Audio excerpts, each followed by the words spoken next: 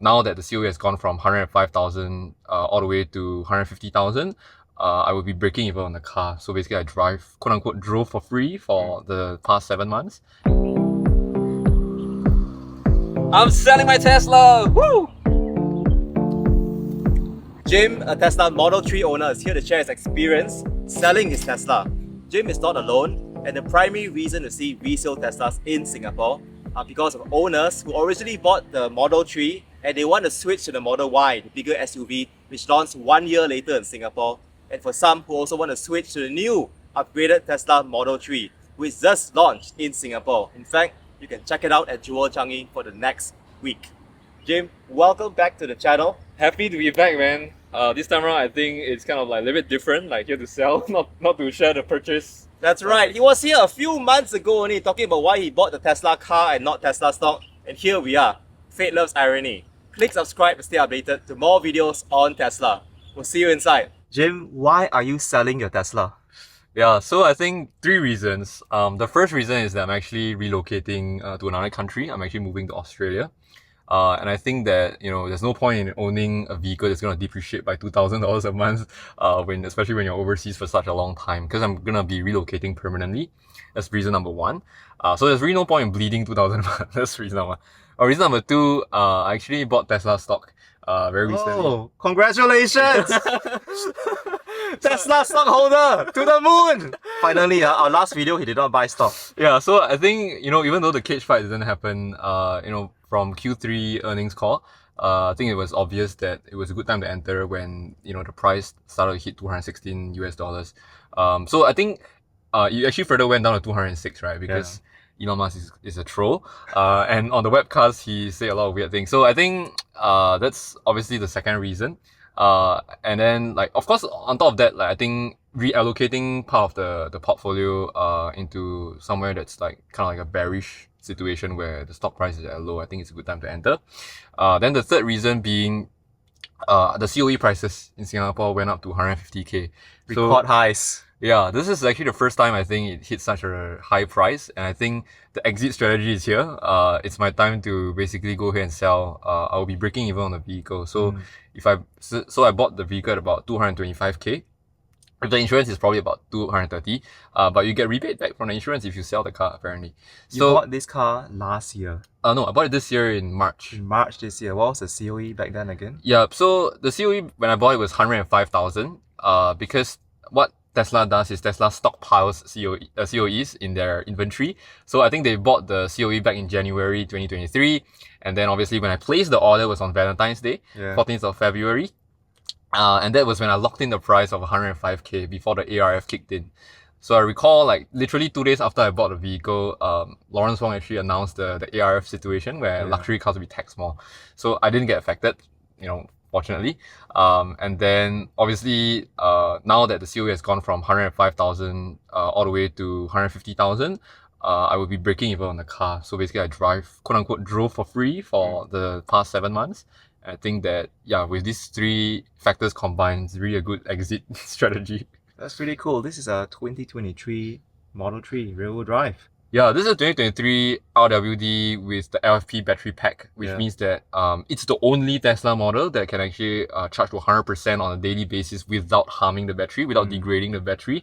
And I think that that's a huge plus because I hear a lot of feedback from, the Tesla Lakopi community and the Tesla Singapore owners community that, even though they drive like a performance or a long range or whatever, the new name is, for Highland, is that they don't actually get to charge to 100% daily. They can only charge to 80%, which means that the range effectively is the same or even less. Yeah, because 80% is less than the full range for this vehicle, for Model 3 rear-wheel drive. So when you go to LFP batteries like the Tesla rear-wheel drive versions on 3 and Y, you can charge up to 100% if you want to. But this car is relatively new. Can you walk us through your entire process selling this car in Singapore? Yeah, so I think the first step is, as with most ICE cars, it's the same for EVs. You just go and find a dealer to sell it on your behalf. The reason why that's important is because most of the dealers, right, if it's a good one and not the the broke ones, I'm sorry, is that they will basically help you run the ads on SG Carmart. So they will basically go ahead and like buy you the premium ads, buy you the star ads, which typically the ad spend could be anywhere between like $25 to $50 a day. And at the end of the day, like as a consumer, from a consumer point of view, I don't want to be spending like $750 per month to sell my car, right? I just want to let the dealer handle it and all the paperwork, right? When it comes to loans, when it comes to insurance, when it comes to handling the whole sales process for the car, I think it's better to delegate it to someone with the professionalism, with the ability to do consignment, with the ability to take photos, with the ability to do video marketing and all that kind of jazz. And obviously, they have a whole suite of people, a whole team dedicated towards doing that. And yeah, that's the first step. The second step is really you want to be able to decide on a reasonable price. I think I try to sell it at a fair value, whereby obviously, if you were to buy a new Model 3 Highland, it's probably going to set you back like 245k. So for mine, I'm pricing it about 225k, which is a 20k depreciation in 6 months, extremely reasonable. And not to mention that this car is really ready to be driven. You don't have to wait 3 months or 6 months or whatever it might be for your order to come in. So I think pricing it at a fair value where people would bite is extremely important. And then of course it's up to you to open up for room for negotiation if you want to or not. But personally, I think 225k is fair value, and yeah, that's the two step. That's the second step. The third step is obviously if you want to, right, you can actually go ahead and even double down run your own ads on Carousel. Yeah. So Carousel has a very neat feature whereby you could use the bump feature. I think the bump feature allowed me to sell my first car in the first place, which is the Avante that I had. Yeah. So that I think I invested probably about like $100 or something, and then I managed to run the ad to like a dealer, and then the dealer managed to buy the car at 87,000 at the point in time. I bought it at 88.5 and sold it for 87k after 6 months. Okay. So it was a decent depreciation. Good deals. Yeah. For those who are new to working in car dealers, are they like real estate agents where they just get a percentage of the transaction price? Okay, so they are very different from real estate agents in the sense that all these car companies, right, they pay their salespeople by a cut.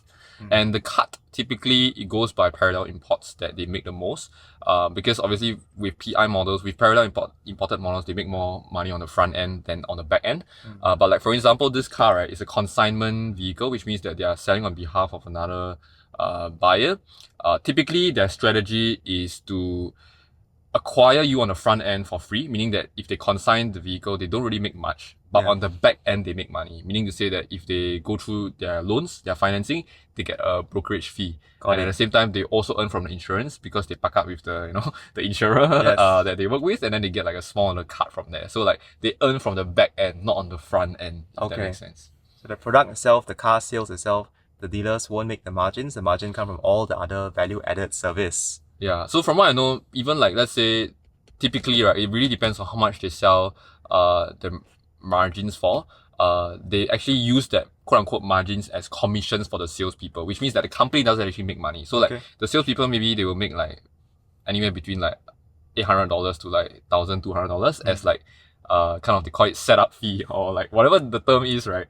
Consignment fee, right? Rather, then that's where they pay that commission to the salespeople. But the company doesn't make anything, but they only make it on the back end, which is the insurance and the loans.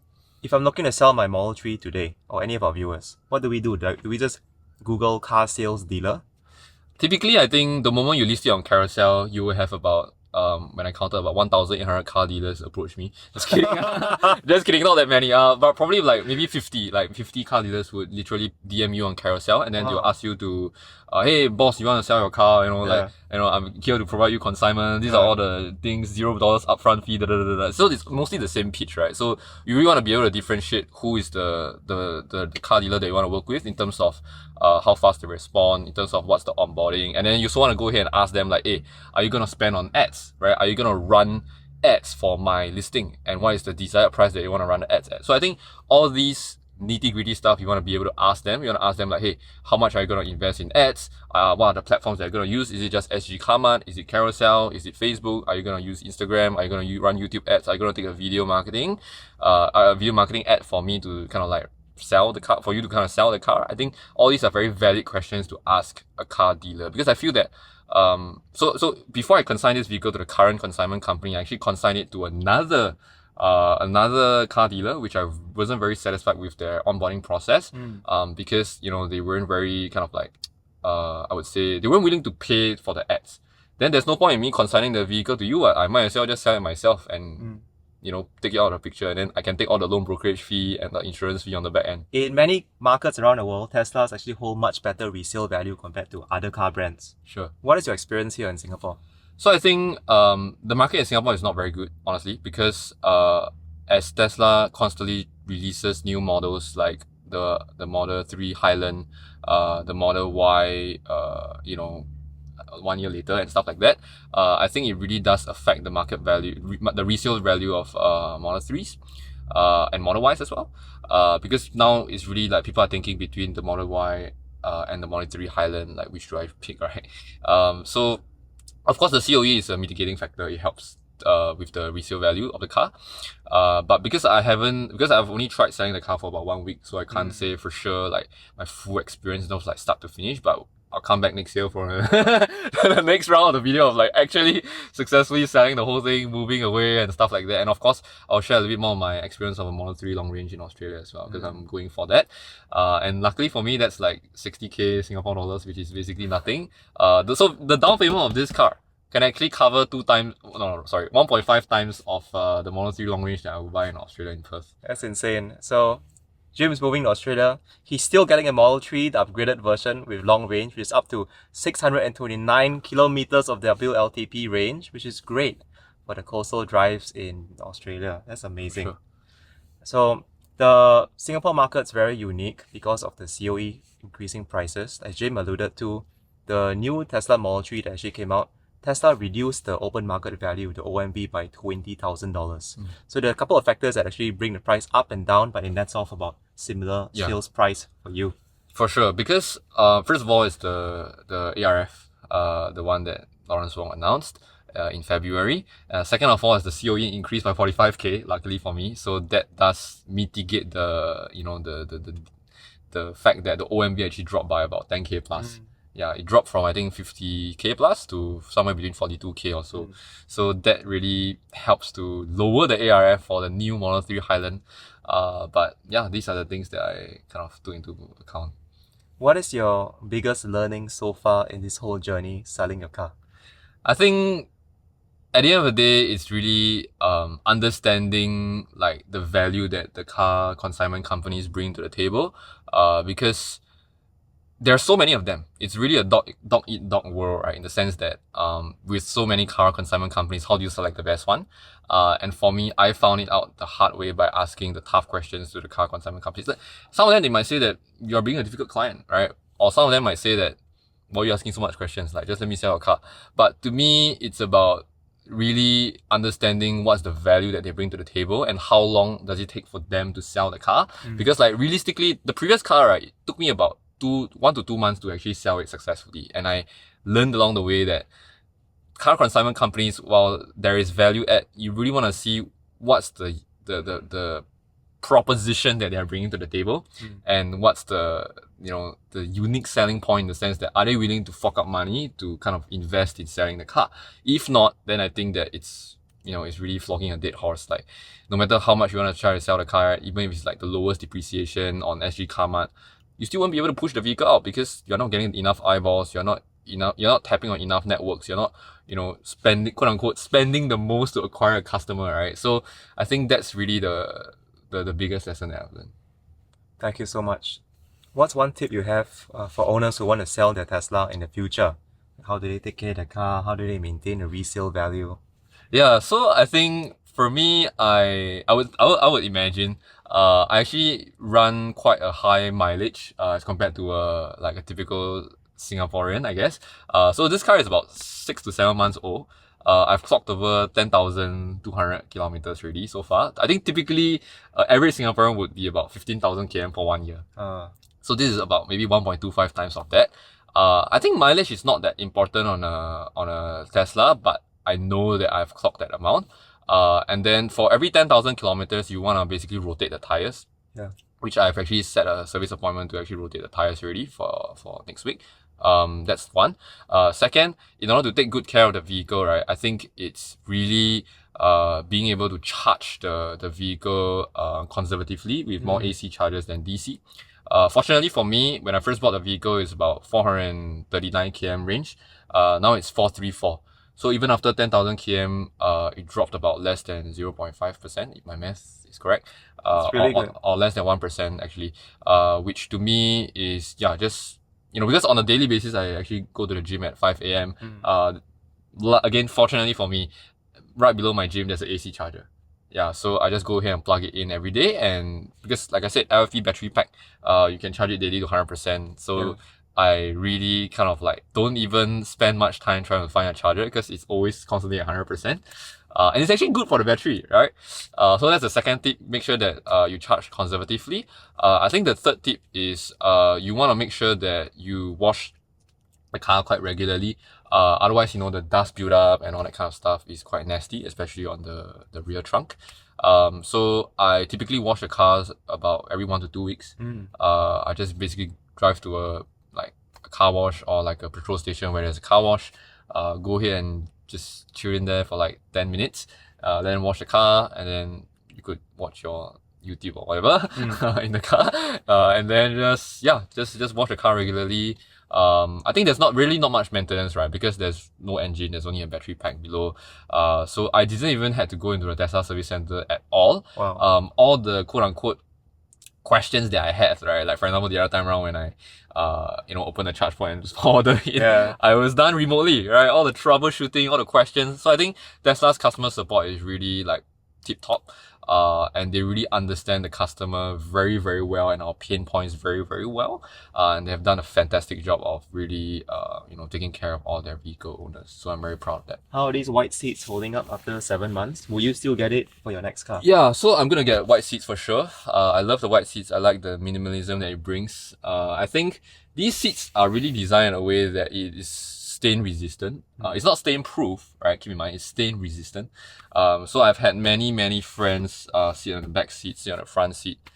As you can see, it's still super pristine. It's vegan leather. It doesn't capture any dirt, debris, or whatever it might be. And I think I'm probably gonna do a nice little cleanup. I'm gonna send it to the workshop to do a thorough cleanup, interior cleaning, steam cleaning, deep cleaning, right? Because I understand the proposition of like delivering as much value as I can for the customer, even though they're not really a customer, they're more of the second owner for this vehicle. I wanna add as much value as I can, and I believe in doing so. Thank you, Jim, for sharing your experience selling your Tesla, and congratulations on your move to Australia next year. Thank you. Congrats again. Appreciate it, man. Now, Jim has a lot of talents. If you want to learn more about growing your business, especially through digital marketing, you can follow Jim on his YouTube channel, Jim Ng Marketing. You'll find a link in the video description. If you found this video useful, please click the like button. If you have any questions about selling your Tesla for Jim or myself, let us know down in the comments. And hit subscribe to stay updated to more videos on Tesla.